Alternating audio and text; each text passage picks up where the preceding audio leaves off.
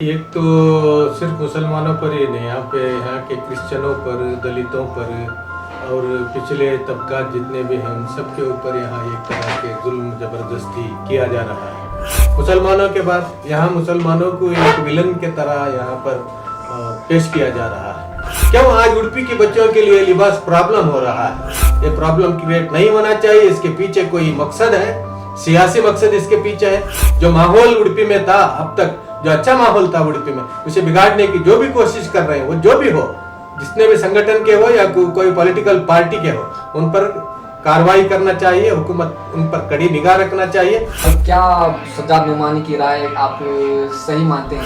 सज्जाद नोमानी की राय सही है इस वक्त में, इस माहौल में। वैसा हक तो ओवैसी साहब को लड़ना का है, संविधान उनको हक देता है, उनको राइट देता है, मगर माहौल को जांचना चाहिए। बहुत पढ़े लिखे हैं वो, है ना, बहुत पढ़े लिखे हैं और माहौल पर सही निगाह भी है उनके, और अच्छे एक सियासतदान भी हैं। सज्जाद नोमानी साहब का जो मशवरा है उसका हम तायद करते हैं, वो सही मशवरा है।